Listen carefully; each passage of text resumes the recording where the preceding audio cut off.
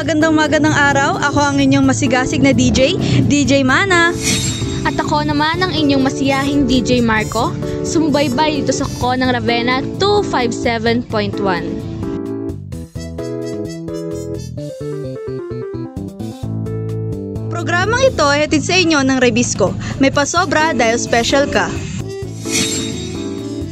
Time check, alas 7 ng umaga.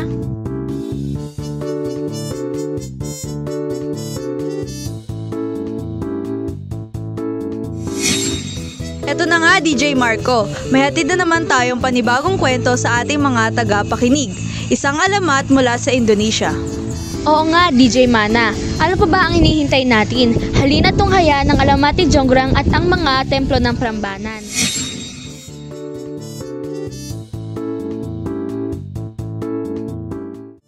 Ang dulang ito ay hatid sa inyo ng Pure Gold. Sa Pure Gold, always panalo!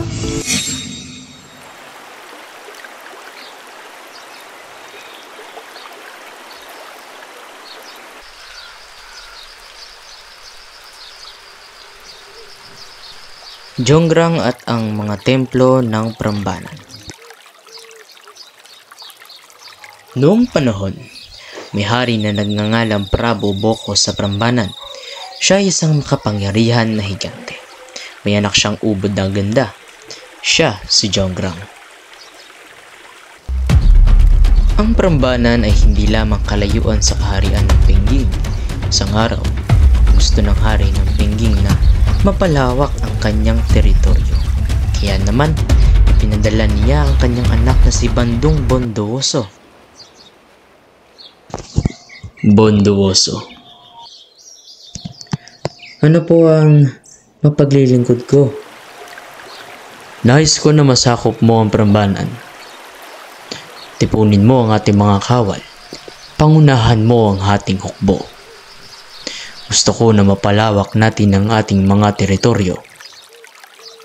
At kapag nasa sa atin na ang Prambanan, aking ibibigay sa iyo at aking ipapamana sa iyo ang lugar ng Prambanan. Masusunod po, ngayon din.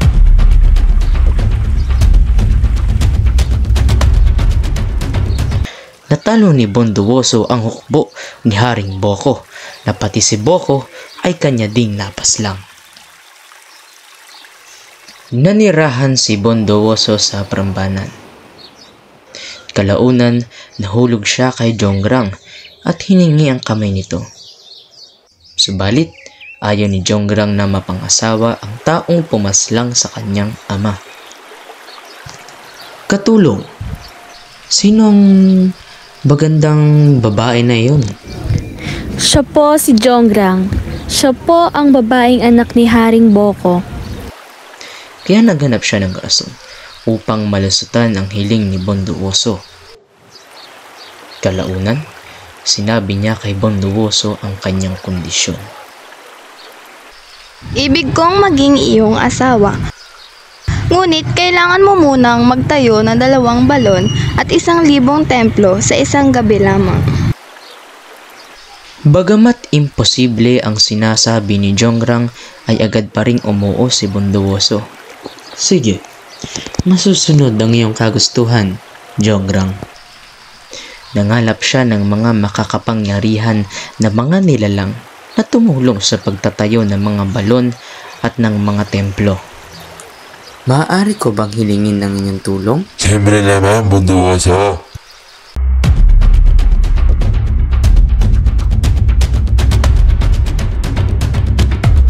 Mabilis na nasimulan ni Bondowoso ang mga balon at ang mga templo.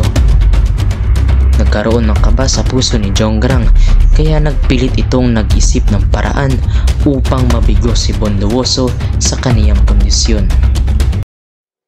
Mga mahal kong katulong, Ano po iyon? bilisan na ninyo at kumuha na kayo ng mga dayami at mailagay na ninyo sa mortar. Papaliwanagin natin ang kalangitan para magambala ang mga katulong ni Bondowoso.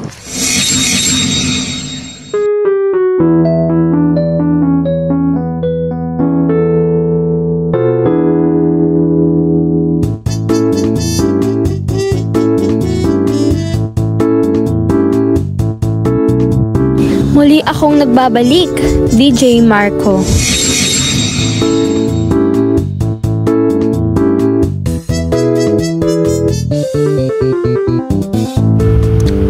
Bago po muna nating simulan muli ang ating dula, ang time check po ay 7:15 ng umaga. Ang patalastas na ito ay hatid sa inyo ng ACS Manufacturing Corporation, ISO Certified World Class Quality.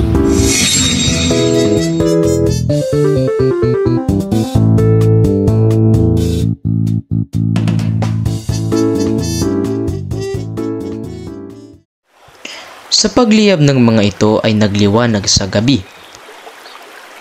Nagulat ang mga makapangyarihan na nilalang at inakala namang umaga na. Hoy, magsibalik kayo. Kailangan ko pa kayo. Ngunit sa kanyang kabiguan, hindi na sila bumalik. Kaya't ito ay umalis. Naiwan si Bondoso kasama ng mga balon at templo na hindi pa natatapos.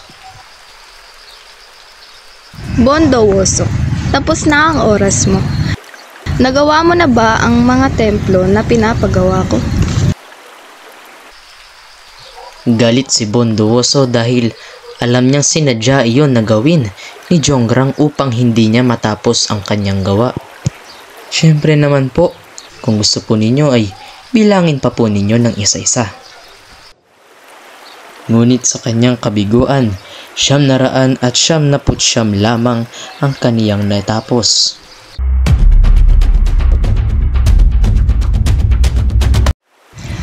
Binigo mo ako, Bondowoso. Kulang pa ng isang templo. Kung hindi ka lamang ng duga ay matatapos ko na sana ang 1,000 templo para sa iyo, Jonggrang. Ani niya. Ngayon ay tutuparin ko na lang ang iyong hiling. Ikaw na ang magiging huling templo, Jonggrang. Ngayon din. Pasigaw na pagsumpa ni Bondowoso kay Jonggrang. Naging statwang bato si Jonggrang. Isang maganda at mahiwaga na estatwa. Ang mga bato ay naayos ng mag-isa at nagtipon upang makabuo ng isang templo na pinapalibutan ang estatwa. Kaya naman, hanggang sa ngayon, makikita pa rin ang statwa ni Jonggrang sa silid ng pinakatemplo sa Prambanan.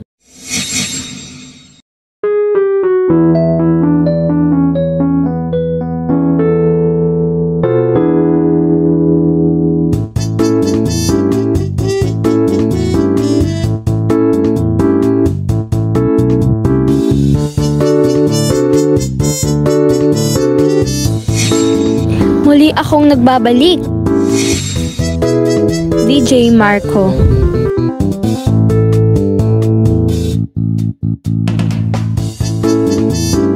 Ang dulang ito ay hatid sa inyo ng Pure Gold. Sa Pure Gold, always panalo! Hatid sa inyo ng Unilab. Alagang tunay, alagang Pilipino.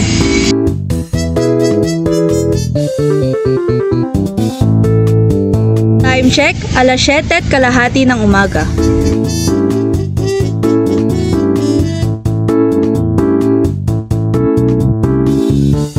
Ako ang inyong masigasig na DJ, DJ Mana. At ako naman ang inyong masiyahing DJ Marco.